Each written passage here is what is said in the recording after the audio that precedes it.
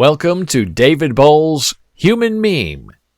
Today's topic is the final measure of mercy, an idea inspired by the last full measure of devotion. November 19, 1863, Gettysburg. Abraham Lincoln speaks to the crowd. It is rather for us to be here, dedicated to the great task remaining before us, that from these honored dead we take increased devotion to that cause for which they gave the last full measure of devotion. That we here highly resolve that these dead shall not have died in vain, that this nation, under God, shall have a new birth of freedom, and that government of the people, by the people, for the people, shall not perish from the earth. That's how soldiers die and are remembered.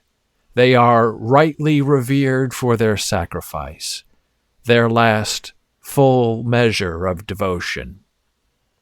They are remembered. But what about the rest of us on the way to the grave? We may not have earned a life, but in the end, we will all gladly earn the same end. Are we on a gravel path or a sidewalk paved with sunshine? How do we end the proper life that may have been marred by illness or mangled by injection of science against gravity? Do we lead our death, or is it the end, just as randomized as a smote on the wind? We go gently into that good grave by doing good deeds across the life of our lives.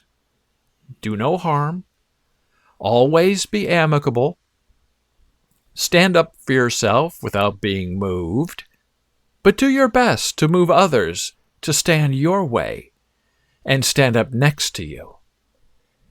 All of this takes patience and insight into the long run. It takes comity. C-O-M-I-T-Y.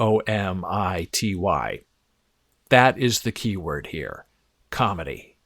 Kindly, courteous behavior, a friendly civility, mutual consideration, as if between equals. Now we go deeper into the depths for this next example. We are in Indianapolis, Indiana. April 4, 1968. Martin Luther King Jr. has just been assassinated in Memphis, Tennessee. Bobby Kennedy, senator from New York and planning a presidential run like his brother Jack before him, knows of King's death, but the people he's about to address in a speech do not. And the police have warned him, if we have a riot, we cannot protect you. You're on your own. Bobby continued on his own. And here's part of what he said to those people that night, in the dark, in the rain, speaking from the back of a flatbed truck. For those of you who are black and are tempted to be filled with hatred and distrust at the injustice of such an act against all white people, I can only say that I feel in my own heart the same kind of feeling. I had a member of my family killed, but he was killed by a white man. But we have to make an effort in the United States.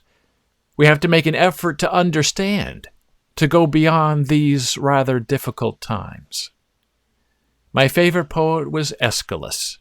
He wrote, "In our sleep, pain which cannot forget falls drop by drop upon the heart, until, in our own despair, against our will, comes wisdom through the awful grace of God. What we need in the United States is not division. What we need in the United States is not hatred. What we need in the United States is not violence or lawlessness, but love and wisdom and compassion toward one another, and our feeling of justice toward those who still suffer within our country, whether they be white or they be black. 63 days later, Robert Kennedy would also be shot dead, assassinated in Los Angeles, California, at the Ambassador Hotel, bringing the closing of a single circle of hatred and violence to an end. Sure, there would be other circles of despair that would erupt later, with different fathers and new children at risk, and many of those circles still sit today, wet, angry, unrealized, unclosed. In his eulogy for his brother Bobby, Ted Kennedy said this: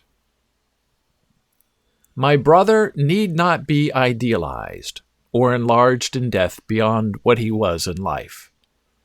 To be remembered simply as a good and decent man who saw wrong and tried to right it, saw suffering and tried to heal it, saw war and tried to stop it. Those of us who loved him and who take him to his rest today pray that what he was to us and what he wished for others will someday come to pass for all the world.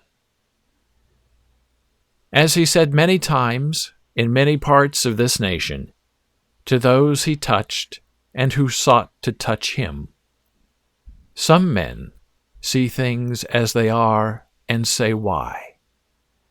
I dream things that never were and say, 'Why not?'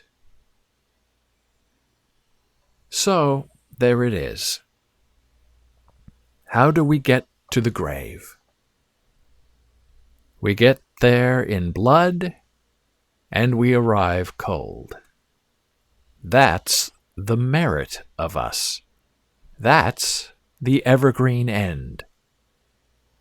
So we better dedicate our lives to something other than ourselves if we hope to lift against the dark.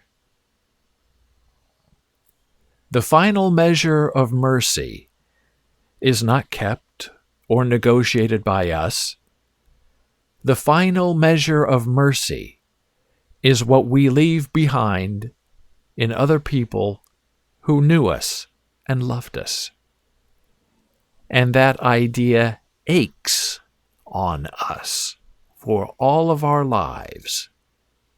To be a better person, to live up to the expectation of our lives, and to never stop trying to reach the horizon set before us as the one ongoing challenge of our lives, to keep our chins up and our eyes dry and focused on the long slog ahead, and not on the easy stumble behind us. Thank you for listening. Be a human meme.